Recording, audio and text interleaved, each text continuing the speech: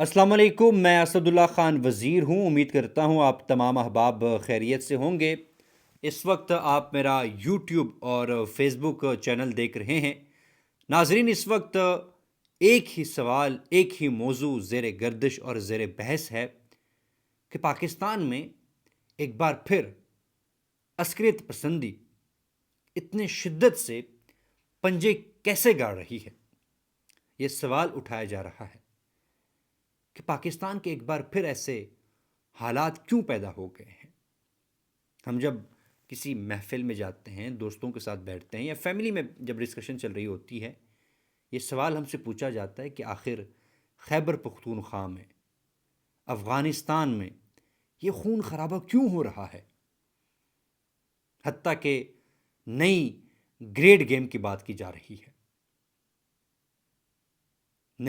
نئی سر جنگ کی بات کی جا رہی ہے۔ آج اس حوالے سے ہم بات کریں گے، لیکن سب سے پہلے میں محمود خان اچکزئی صاحب کا یہ کلپ آپ کو سنانا چاہتا ہوں۔ 2 دن قبل اسلام آباد میں تحریک تحفظ آئین پاکستان نے اینکرز اور صحافیوں کے لیے گرینڈ افطار ڈنر رکھا تھا۔ یہ تقریر انہوں نے اس موقع پر کی تھی اور یہ ایک کلپ میں نے ریکارڈ کیا تھا، تو میں وہ آپ کے سامنے رکھنے جا رہا ہوں، ذرا سنیے گا، اس کے بعد پھر ڈسکشن کو آگے بڑھاتے ہیں۔ افغانستان کے بارے میں ابھی تیاریاں ہو رہی ہیں۔ ہم محنت کرتے ہیں خدا کے لیے، اس رمضان کی اس کو دیکھتے ہیں، نہ شروع کرے اس میں خطے میں جنگ۔ ہم یہ جنگ شروع کر دیں گے، پھر بڑی طاقتیں یہ جنگ ختم ہونے نہیں دیں گی، پھر یہاں دنیا کے مت سرڑوں کا یہ میدان جنگ ہوگا۔ چین، روس، ہندوستان، اسرائیل، امریکہ، پھر ہمارے یہ غریب لوگ ہوں گے، ان کی بدترین اسلحہ ہوگا اور ہم بالکل لیزرڈ، بالکل کی طرح مریں گے اپنے گھروں میں۔ اس کا علاج یہ ہے، آئے ہم خود، افغانستان ہمارا ملک ہے، یہ میں تجویز کرتا ہوں، شہباز مہربانی کرے، اقوام متحدہ کے سیکرٹری جنرل سے کہے، یا علامہ صاحب کہیں، یا حامد بھائی کہیں، یا تحریک انصاف والے کہیں، اقوام متحدہ کا سیکرٹری جنرل افغانستان اور اس کے ہمسایوں کی ایک میٹنگ بلائے۔ جی، آپ نے محمود خان اچکزئی صاحب کا یہ کلپ سن لیا ہوگا۔ محمود خان اچکزئی صاحب کہہ رہے ہیں کہ ایک بار پھر افغانستان میں جنگ کی تیاریاں ہو رہی ہے اور ہم ایک نئی جنگ شروع کرنے جا رہے ہیں۔ محمود خان اچکزئی صاحب نے اسپیچ میں پاکستان کے پالیسی میکرز کو وارننگ دی تھی کہ اگر یہ جنگ ہم نے شروع کر دی اور اس جنگ میں ہم انوالو ہو گئے تو پھر اس بار پاکستان وہ نقصان اٹھائے گا جس کا شاید ہم سوچ بھی نہیں سکتے، کیونکہ اس بار اس جنگ کی جو ڈائنامکس ہے وہ کافی مختلف ہے۔ سب سے پہلے تو اس جنگ کو سمجھنے کی کوشش کرتے ہیں۔ بنیادی طور پر 1945 میں جس طرح کی صورتحال تھی، شاید سچویشن اب اس طرف جاتے ہوئی دکھائی دے رہی ہے، لیکن کچھ چیزیں بہت زیادہ مختلف ہیں۔ میں چونکہ اس وقت پلیئرز کے حوالے سے بات کر رہا ہوں، اس لیے میں نے 1945 کا حوالہ آپ لوگوں کو دیا ہے۔ 1945 کے بعد جو گریٹ پاورز ہے، روس اور امریکہ، ان دونوں کے درمیان مقابلہ تھا، جنگ تھی، سر جنگ تھی۔ ڈائریکٹ تو وہ انوالو نہیں ہوئے تھے، لیکن وہ مختلف طریقوں سے انوالو تھے۔ لیکن اس وقت جو 2 اہم کھلاڑی ہے اس گیم کے، وہ امریکہ اور چین ہے۔ یہاں پہ ایک بات میں آپ کو بتاتا چلوں کہ جب بین الاقوامی سطح پر طاقت کے توازن میں گڑبڑ جب آ جائے نا، تو پھر صورتحال وہ مقابلے کی طرف جاتی ہے، وار کی طرف جاتی ہے۔ لہٰذا اس وقت جو طاقت کا جو توازن ہے، اس میں ہمیں تبدیلی دیکھنے کو مل رہی ہے۔ امریکہ کمزور ہو رہا ہے اور چین ابھر رہا ہے۔ اب امریکہ کیا چاہتا ہے؟ امریکہ کی کوشش یہ ہے اس وقت کہ وہ چین کے اثر و رسوخ کو کم کرے. چین جس طرح اکنامکلی، ڈپلومیٹکلی، اسٹریٹجیکلی اپنے آپ کو رائز کر رہا ہے، اپنا اثر و رسوخ بڑھا رہا ہے، امریکہ کی کوشش یہ ہے کہ اس ترقی کو، اس رائز کو روکا جائے، چین کو کنٹین کیا جائے. جبکہ چین یہ چاہتا ہے کہ امریکہ مزید کمزور ہو اور چین کا جو پیسفل رائز ہے، ان انٹرپٹڈ جو رائز ہے، وہ کنٹینیو ہو، وہ جاری ہو. امریکہ اس وقت یہ کوشش کر رہا ہے، جو یوکرین کی وار کو ختم کرنے کی باتیں چل رہی ہے، اس طرح مختلف وہ جگہوں سے اپنے آپ کو نکال کر وہ چین کے اوپر فوکس کرنا چاہتا ہے اپنے آپ کو. امریکہ کی اس وقت کوشش یہ ہے کہ وہ چین کو کسی نہ کسی طور پر کسی جنگ میں ڈائریکٹ انوالو کرے. لیکن ڈائریکٹ انوالو کرنا امریکہ کے لیے بہت زیادہ مشکل ہے، کیونکہ اس سے امریکہ کو ہی نقصان ہوگا. امریکہ اب کیا کرنے جا رہا ہے؟ امریکہ کی سب سے بڑی کوشش اس وقت یہ ہے کہ یہ جو خطہ ہے، پاکستان اور افغانستان، خاص طور پر پھر پاکستان میں خیبر پختونخوا اور افغانستان کا جو ریجن ہے، جو یہ واخان راہداری ہے، یہاں پہ چین کو بلیڈ کیا جائے. اب دو طریقے سے امریکہ اس کو چین کو بلیڈ کرنے کی کوشش کرے گا. ایک فائنینشلی، اور دوسرا جو چین ہے، جو چینی ہیں، ان کو ٹارگٹ کرنے کی کوشش کرے گا. اور یہ بھی آپ کو بڑی مزے کی بات بتاتا چلوں کہ جب امریکہ نے افغانستان سے انخلا کیا، یا جو دوحہ اگریمنٹ ہوا تھا، اس وقت یہ باتیں کی جا رہی تھی کہ امریکہ نے افغان طالبان کے ساتھ دوحہ اگریمنٹ میں امپلیسٹلی ایکسپلیسٹلی یہ بات کی تھی، یہ معاہدہ ہوا تھا کہ افغانستان کے سرزمین امریکہ کے مفادات کے خلاف استعمال نہیں ہوگی. اور اس میں یہ بات امپلیسٹلی کی گئی تھی، جو ایک کنسپریسی بھی ہے، کہ کہا گیا تھا کہ چین کی ترقی کو افغان طالبان روکنے میں امریکہ کی مدد کریں گے. لیکن ہوا کیا؟ پہلے کیا ہوتا تھا کہ چین، بیجنگ جو ہے، وہ اسلام آباد سے ہوتے ہوئے کابل کے ساتھ اپنا روابط جو ہے، وہ اپنے جو رابطے تھے وہ اسٹیبلش کرتا تھا. پاکستان ایک مڈل مین کے طور پر کام کرتا تھا. افغان طالبان کے ساتھ اگر انہوں نے انٹریکٹ کرنا ہے، یا افغانستان میں انہوں نے کوئی افغانستان کے حوالے سے کوئی پالیسی بنانی ہے، تو اسلام آباد کا بڑا کرٹیکل رول تھا. لیکن جب افغان طالبان نے اقتدار سنبھالا اور وہ گرو کرتے گئے، تو بیجنگ نے ڈائریکٹ کابل کے ساتھ تعلقات بحال کر لیے. اور پھر بیجنگ نے افغانستان میں ڈیولپمنٹس کے کام شروع کر دیے، مختلف پروجیکٹس پہ کام شروع کیے، چاہے وہ منرلز ہو، ٹرانسپورٹیشن ہو، انفراسٹرکچر ہو، وہاں پہ انہوں نے انویسٹمنٹ شروع کر دی. حتیٰ کہ جو اسٹریٹجک لوکیشنز ہیں، جیسے باگرام ایئر بیس کی بات کی جاتی ہے، وہاں پہ بھی چین نے اپنا اثر و رسوخ بڑھانا شروع کر دیا تھا. یہ بھی کہا جاتا ہے، کانسپریسیز میں یہ بھی بات ہمارے سامنے آتی ہے کہ شاید باگرام ایئر بیس کے اوپر چین کا بڑا اہم اس وقت اچھا خاصا کنٹرول ہے. امریکہ نے جب یہ دیکھا کہ چین اور افغان طالبان کے درمیان تعلقات تو بہتر ہو گئے ہیں، اور چین کو تو یہاں سے وسطی ایشیا کے ساتھ کنیکٹ کرنے کا موقع مل گیا ہے، چین کی تجارت جو ہے وہ تو مزید وہ بڑھے گی، کیونکہ وہ فوراً وسط ایشیا کے ساتھ کنیکٹ ہو جائے گا. ادھر سے سی پیک کے تھرو وہ جو مڈل ایسٹ ہے، مشرق وسطی کے ساتھ کنیکٹ ہو جائے گا، اور یہاں سے جو سینٹرل ایشیا ہے وہاں سے کنیکٹ ہو جائے گا. امریکہ کبھی بھی نہیں یہ چاہتا. لہٰذا امریکہ نے یہ سوچا کہ اس خطے میں ایسی سچویشن کریٹ کی جائے جس سے چین کے مفادات کو نقصان پہنچایا جا سکے.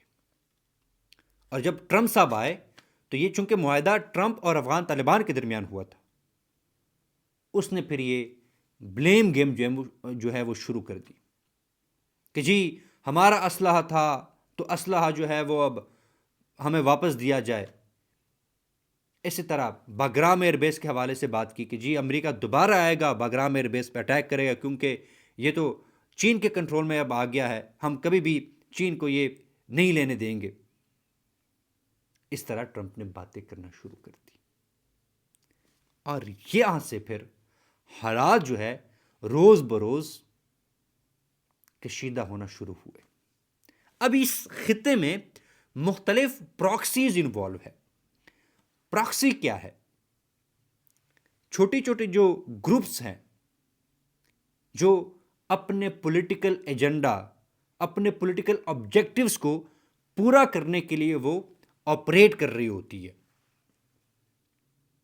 وہ مختلف ممالک کے لیے کام کرتی ہے.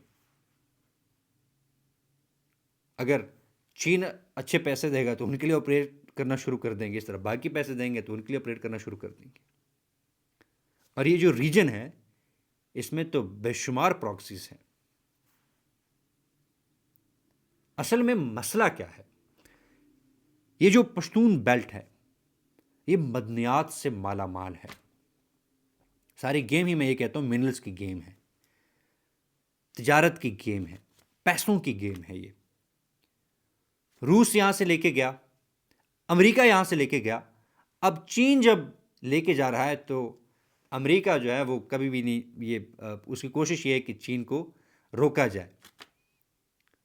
لہٰذا ان کے لیے یہ جو خطہ ہے اس میں انسٹیبلٹی کریٹ کرنے کی کوشش کی جا رہی. اور میں آپ لوگوں سے یہ شیئر کرتا چلوں کہ جب امریکہ کا افغانستان سے انخلا ہوا تو میں نے کچھ ہی دن بعد ایک آرٹیکل لکھا کہ American withdrawal from Afghanistan serves the interest of America, کہ امریکہ کا افغانستان سے انخلا امریکہ کے مفادات کے تحفظ میں بڑا اہم رول پلے کرے گا یا امریکہ کے مفادات کے تحفظ کرے گا. اس کی وجہ کیا تھی؟ اس کی وجہ یہ تھی کہ اگر یہ خطہ افغانستان اور یہ پاکستان کا خطہ اس میں انسٹیبلٹی ہوتی تو اس کا نقصان کس کو ہوتا؟ چین کو ہوتا. چین یہاں سے سی پیک، چین وہاں سے سینٹرل ایشیا کے ساتھ اپنے آپ کو کنیکٹ کرنا چاہ رہا ہے. اس کے اوپر میں ایک تفصیلی ویڈیو بناؤں گا کہ آخر سی پیک کیوں چین کے لیے اہم ہے. اب تو چین نے اور بھی بہت ساری الٹرنیٹیوز جو ہے وہ چین کے پاس آ گئی ہے.